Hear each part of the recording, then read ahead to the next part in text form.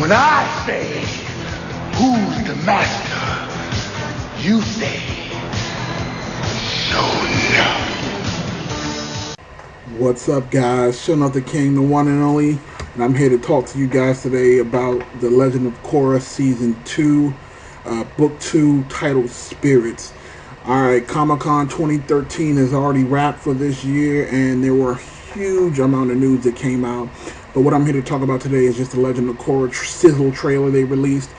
This is considered their very first full trailer of the actual season, and Nickelodeon released it. I believe it was just yesterday.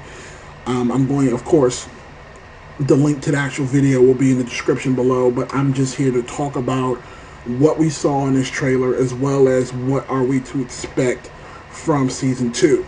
Alright, so the trailer kind of starts off with Korra and Tenzin meditating, perhaps most likely to continue her training in airbending, as well as controlling all the other nature elements, and probably helping her connect to the spirit world, because quite honestly, we know Korra is kind of brash. I guess the word I want to use is, I don't want to say dim-witted, but she's kind of like aggressive, so you kind of have to have a calm nature and a calm spirit in order to connect with the spirit world. It was very easy for Aang because of course, he was a nomad and he was very calm in nature. So it looks like the air nomads are very good with connecting with the spirit world, which is further explained later on in the trailer if you pay attention.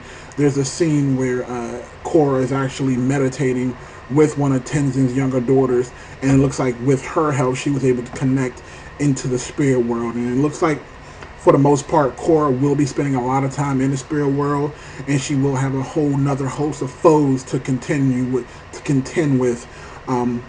What we've learned so far from the wiki, if you want to give me a second, I got my little cheat sheet here. Yes, one of the major people Korra will be facing off is just known as the Dark Spirit, and the Dark Spirit will be played by a young lady named Grey DeCelie. Apparently this is going to be the main antagonist in the actual series from what we've heard so far.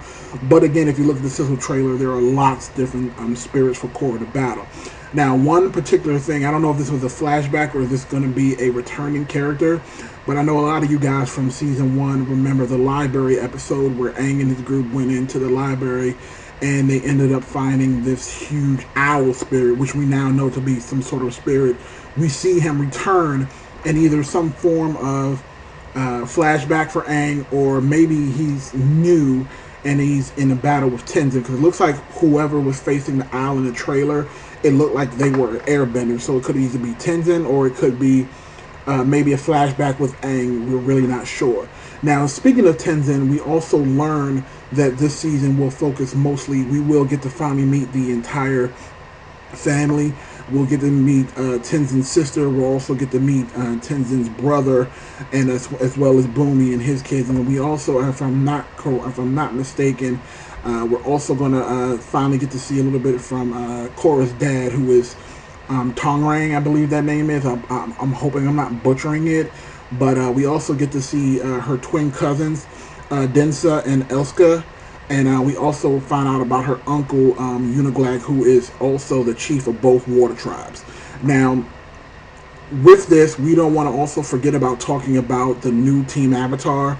We also saw from the trailer that Asami is definitely still dealing with her daddy issues, as well as her boyfriend issues that stem from Book 1. She's still kind of hurt from being broken up with and having Korra essentially take her boyfriend.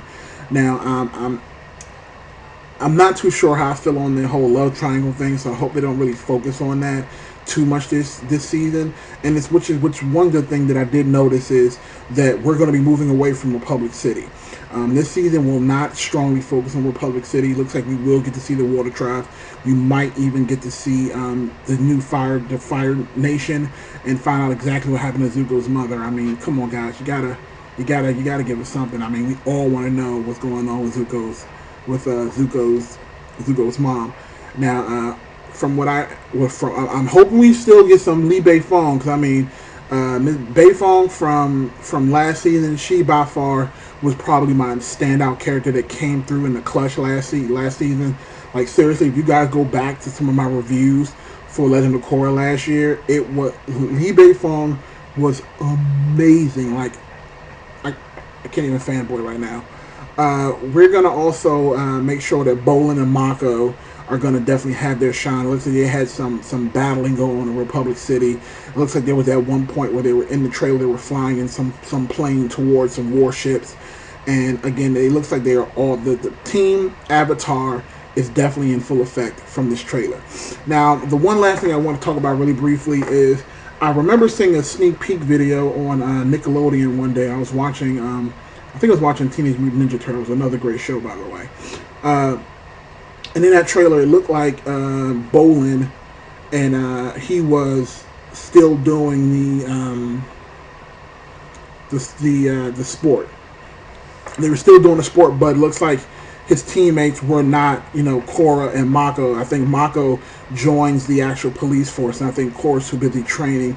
So the pro bending sports that they used to do from season 1, it doesn't look like it will have a huge effect on what's going on right now, but it definitely looks like it has returned since being attacked in season 1. So far, like I said, the trailer, it does exactly what it's supposed to do. It gives us a little bit of insight in what they're looking to do in the new book, and it also leaves enough space so that we're fiending for more.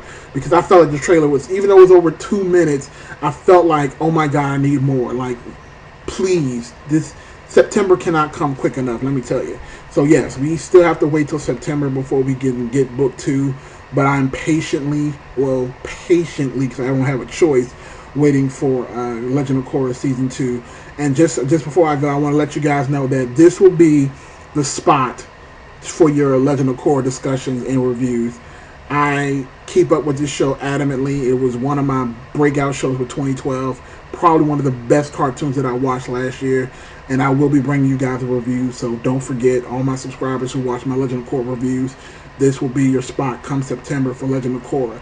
So let me know what you guys thought of the trailer once you get a chance to watch it. Remember, it's in the comment section below, the link to the video.